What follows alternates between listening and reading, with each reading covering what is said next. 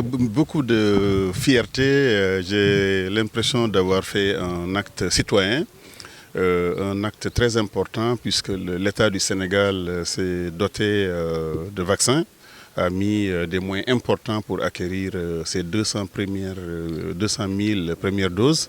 Et il fallait que les autorités que nous sommes, les maires, les ministres, le président de la République lui-même, il s'est vacciné aujourd'hui, que tout le monde puisse... Le Sénégal a beaucoup souffert. Cette année 2020-2021 nous a coûté très cher. Nous avons perdu plus de 800 personnes, des citoyens sénégalais qui ont été arrachés à l'affection de leurs parents. Nous avons eu plus de 30 000 personnes infectées par ce virus. Et il fallait, pour continuer à lutter, à résister, à être plus résilient, faire ces vaccinations, d'abord au niveau du personnel de santé, ensuite au niveau des personnes âgées de plus de 60 ans, et puis couvrir toute la population. J'ai été très heureux de faire ce vaccin dans le dispensaire de Louli-Benteñe, parce que c'est un dispensaire qui a beaucoup de mérite, qui apporte une assistance particulière à la population de Louli, parce qu'il y a au moins 6 à 7 villages qui sont rattachés à ce centre-là et qui drainent beaucoup de monde.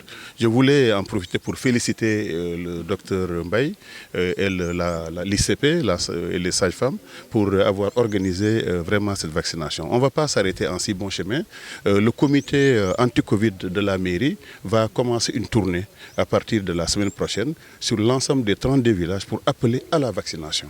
Pourquoi c'est important? Parce que le Sénégal a vaincu 12 maladies très importantes telles que la poliomyélite, la méningite, la tuberculose, grâce justement au programme élargi de vaccination depuis 1979. Alors chaque famille a aujourd'hui ses enfants vaccinés. Donc il n'y a aucune raison que justement le citoyen ait confiance en ces vaccins-là, ait confiance que c'est seul la vaccination contre la Covid-19 qui permettra aux Sénégalais d'être maintenant protégés définitivement contre ce vaccin. Donc je lance un appel à tous les villageois, à tous les habitants de Saliera, à toute la population pour venir répondre massivement à ce programme de vaccination. Mais je lance un appel à tout le Sénégal, à tout le département de Mbour pour que les gens puissent venir se vacciner. Alors j'ai l'impression de n'avoir pas été piqué en réalité. Je n'ai rien ressenti parce que le vaccin il est indolore, il a très peu d'effets justement secondaires. C'est un vaccin qui a été étudié. Comme je l'ai dit, ceux qui parlent de Sinopharm, d'origine du vaccin, ils ne savent pas que en fait la Chine a été le premier pays à être victime justement de SRAS depuis 2012. Donc ils ont eu beaucoup plus d'avancées sur le plan scientifique. En fait, ce qu'on ne sait pas aussi, c'est que le premier séquençage du génome, ça ce n'est plus le maire qui parle, mais c'est le premier séquençage du génome qui a été mis à la disposition des scientifiques du monde entier, c'est la Chine qui l'a fait. C'est-à-dire que la Chine a été le premier à savoir le nombre de chromosomes qui sont dans ce vaccin, le nombre de gènes qui sont dans ce vaccin. Chaque gène est responsable de quelle propriété du vaccin, de ce virus-là. Et c'est comme ça qu'on a été capable, aux États-Unis, en Allemagne, un peu partout, d'aller très vite, justement pour développer le vaccin. Donc il n'y a vraiment aucun problème. J'ai rien senti. Et justement, pour les enfants, pour la population, il faut savoir qu'il y a très peu d'effets secondaires. Donc la seule solution aujourd'hui, c'est se vacciner pour protéger notre peuple, vacciner pour protéger notre économie, pour se vacciner pour la relance de l'économie sénégalaise. Parce que comme je le disais, il y a un lien très étroit qui est établi de façon scientifique entre la santé d'une population et le niveau de développement économique, entre le développement économique et l'espérance de vie. Et nous devons, si nous voulons justement relancer le Sénégal du gaz, le Sénégal du pétrole, aller plus vite dans l'exécution des projets du plan Sénégal émergent, la solution, c'est aller se vacciner pour mettre maintenant cette histoire de Covid derrière nous, pour s'attaquer aux grandes autres endémies. Parce que la Covid, elle est détestable en ce sens qu'elle a vraiment mis un rideau sur l'ensemble des autres maladies, telles que le palu. On n'a pas encore de vaccin contre le palu. Tel que le diabète, il y a beaucoup de recherches qui sont faites contre les maladies cardiovasculaires, tout ce qu'on appelle les maladies non contagieuses. Alors ces maladies, il faut aussi trouver des solutions. Le surpoids aussi qui devient une maladie. Bref, c'est très très important aujourd'hui que le Sénégal tourne cette page, l'Afrique tourne cette page, le monde entier d'ailleurs tourne cette page pour aller de l'avant. Et je viens juste de voir que les États-Unis ont eu, il y a 2 jours, 500 000 morts hein, en un an. C'est supérieur au nombre de morts qu'ils ont eu pendant la Première Guerre mondiale, la Deuxième Guerre mondiale et même la guerre du Vietnam. C'est dire le désastre. Hein. On est aujourd'hui à plus de 2,5 millions de morts dans le monde entier. Il n'y a aucune maladie. Depuis la grippe espagnole de 1919, il n'y a aucune maladie qui a eu autant de morts. Donc c'est très sérieux. Il faut le prendre très au sérieux. Et je pense qu'il faut venir se vacciner sans problème. Alors c'était un acte qui est très important. Il faut savoir que j'ai une politique de santé qui épouse la politique gouvernementale en tant que commune. Nous avons un projet de faire de Sandiara un hub sanitaire. D'abord par la construction de 10 dispensaires et centres dans les villages. Ça, c'est très important parce que si vous n'avez pas une bonne prise en charge au niveau villageois, vous aurez toujours des problèmes plus tard. Donc nous, ce qu'on veut, c'est développer les cases de santé, on en a 15 aujourd'hui, développer les postes de santé, on en a 5 ou 6 et il faut qu'on arrive à 3. Donc nous allons d'abord construire les postes donc, de Mbouror, c'est pratiquement terminé.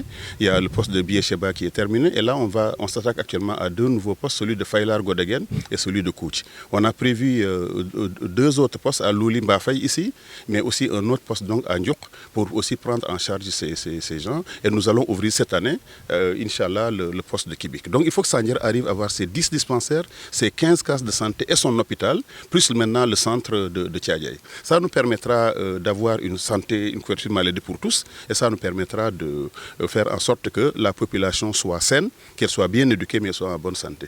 Alors aujourd'hui, Louli Benteñe a été le dispensaire que j'ai choisi pour donner déjà cette ambulance-là. Pourquoi? Parce que Louli Benteñe est un peu à la croisée des chemins. C'est une des zones les plus accidentogènes du Sénégal. Il n'y a pas d'hôpital, de traumatologie entre Kaolack pratiquement et Dakar. Et ici, quand il y a un accident, c'est très difficile pour le centre de santé de Tchadjaï de venir immédiatement ou le centre de Mbour de venir immédiatement. Donc cette ambulance nous permettra d'abord d'apporter un premier secours pour ces blessés, mais ça nous permettra aussi à l'attention de nos femmes d'avoir une prise en charge immédiate en cas d'accouchement difficile. Il est arrivé ici que la sage-femme prenne des charrettes pour aller dans les villages. Il est arrivé qu'on évacue des personnes avec des charrettes ou qu'on apporte des taxis. Donc ce n'étaient pas des conditions de confort vraiment adaptées à l'évacuation. Et c'est pour cette raison-là que nous tenons donc à féliciter le docteur, l'ICP pour cette ambulance-là. Ce ne sera pas la seule ambulance. J'envisage de doter chaque dispensaire de Sandiara d'une ambulance, soit par les moyens de l'État, soit par les moyens de la commune ou par la coopération décentralisée. Parce que pour moi, l'hôpital, le dispensaire doit être doté d'ambulances. On doit être tout de suite capable, dans les heures qui suivent une AVC, de pouvoir les référer à un cardiologue ou à un neurologue. On doit pouvoir, quand une femme accouche, tout de suite de pouvoir, dans l'heure qui suit, de pouvoir l'amener dans un hôpital pour une prise en charge assez importante. Donc cette ambulance va sauver des vies, c'est ça notre objectif, va sauver des mères, parce que ce n'est pas acceptable que des gens perdent la vie en donnant la vie. Elle va sauver également des personnes qui ont des crises de diabète, qui ne le savent pas, des personnes qui ont des maladies telles que la tension, une hypertension artérielle subite. Ça peut aussi justement faire perdre des vies. Et ça va maintenant permettre bien sûr, en cas d'accident, de pouvoir ne pas attendre que les sapeurs-pompiers arrivent pour pouvoir être évacués, mais au moins pour pouvoir apporter les premiers soins et aussi évacuer les personnes. Voilà le sens que nous avons donné à cette cérémonie. Mais on ne s'est pas arrêté là. Nous avons aussi décidé, en plus de la sage-femme que nous avons embauchée, de payer tout le personnel des matrones, qui seront prises en charge par la mairie. J'ai décidé aussi d'embaucher un chauffeur pour eux. Et nous avons aussi décidé d'apporter plus de budget, plus d'argent pour que Louli Mbafay soit vraiment un dispensaire de référence et pour aussi alléger toute cette prise en charge qui est faite par le centre de santé de Tchadjaï. Remercier Dr Mbaye pour cette collaboration-là.